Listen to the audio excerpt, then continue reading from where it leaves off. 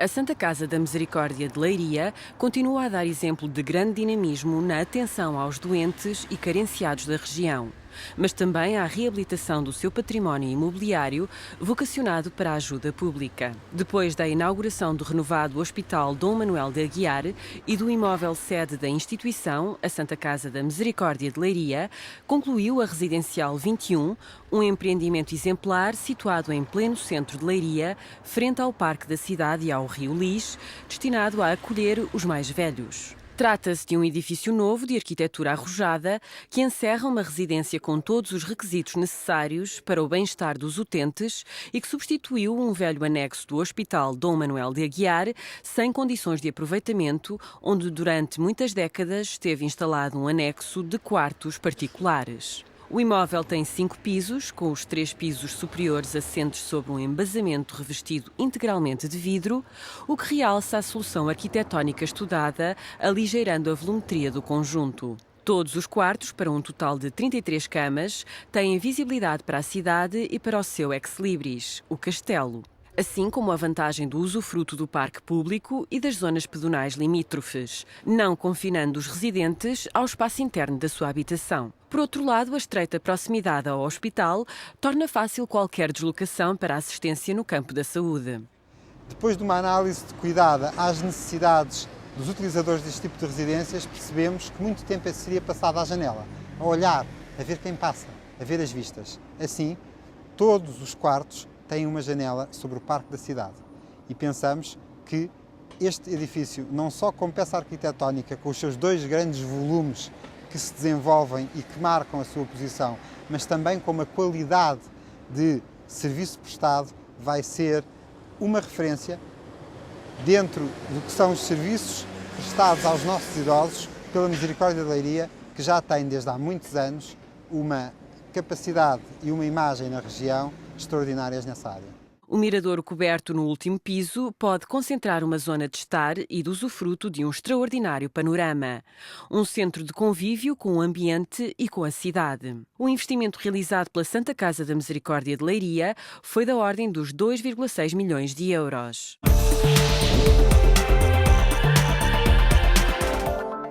A reabilitação das cidades é sentido por todos como uma prioridade para o país. A recuperação dos centros históricos, a necessidade de criar espaços verdes, são algumas das medidas necessárias para o melhoramento dos centros urbanos. João Ferrão, secretário de Estado do Ordenamento do Território e das Cidades, em entrevista ao Magazine Imobiliário, revela a estratégia do governo para o planeamento das cidades portuguesas. Nós estamos a apostar muito na reabilitação, a reabilitação do edificado, reabilitação dos espaços públicos, mas reabilitação no sentido de revitalizar a cidade. Nós precisamos de mais pessoas, precisamos de novas pessoas a usarem os centros das cidades. Precisamos também de mais atividades e de novas atividades a localizarem-se nos centros das cidades. Neste contexto, a reabilitação é vista como um meio para revitalizarmos, quer do ponto de vista demográfico, quer do ponto de vista económico, quer do ponto de vista social, as áreas mais problemáticas das nossas cidades.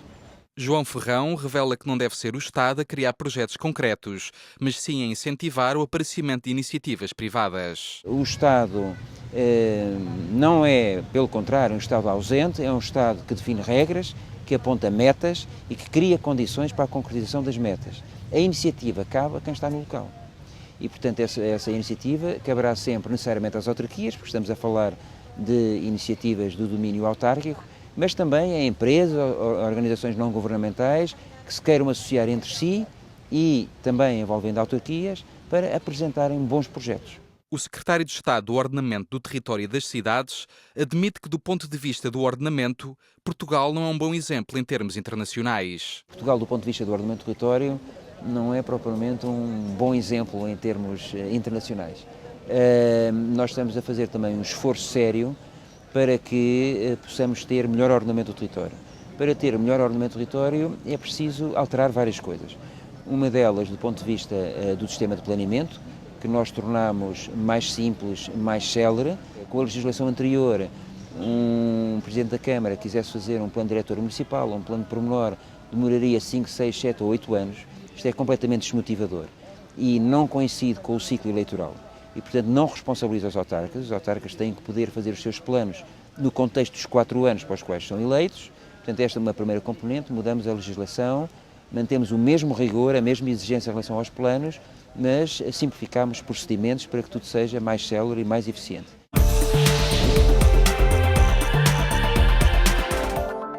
Na cidade do Funchal, junto à zona de edificação do Tecnopolo, vai ser criado um centro de tecnologia e inovação. Desenhado pelo arquiteto Duarte Caldeira e Silva, o edifício prima por uma arquitetura invulgar e soluções arrojadas de construção.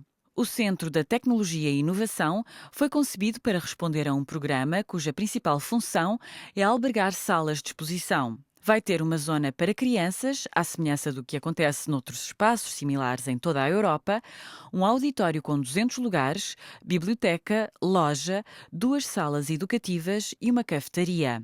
Os espaços administrativos do edifício vão estar separados do acesso público e no seu exterior existirá uma parte ajardinada que será atravessada por passagens pavimentadas. O edifício, além de cumprir um programa que foi previamente estabelecido, ele tem também uma componente lúdica muito importante. E essa componente de visita, de passeio e de interesse pelas exposições foi de facto uma das premissas que nos deu alguma motivação para construir este edifício da maneira como ele foi projetado. E o nosso objetivo era sobretudo suscitar e potenciar uma certa atitude de abertura para com alguma novidade e alguma matéria que as ciências e a tecnologia de ponta e avançada eventualmente criam. Neste momento, a obra encontra-se em fase de adjudicação. Com uma área de 26 mil metros quadrados e implicando um investimento de 20 milhões de euros, esta é mais uma obra promovida na Madeira pela Sociedade Metropolitana de Desenvolvimento. A ideia aqui foi a de conceber um espaço que não seja comum, que inove e potencie uma atitude positiva. E, acima de tudo, chama a atenção para a temática que vai albergar.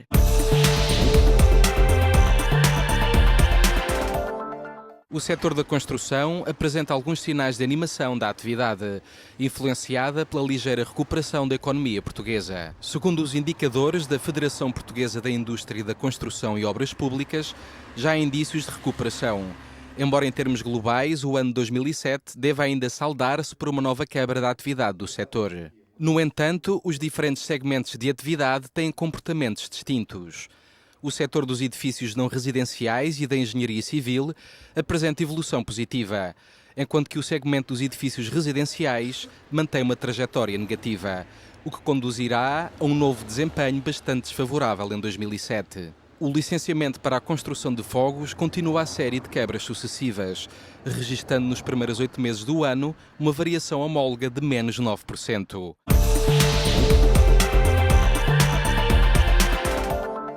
O Campo Real Golf Resort e Spa acaba de lançar uma nova fase do empreendimento.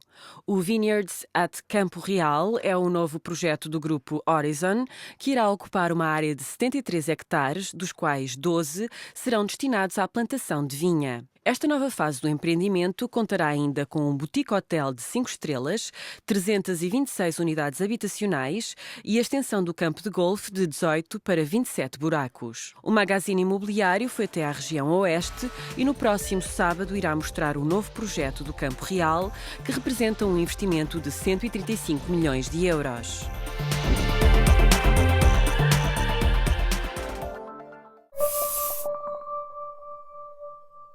Plano Remax. Mais opções, menos obrigações.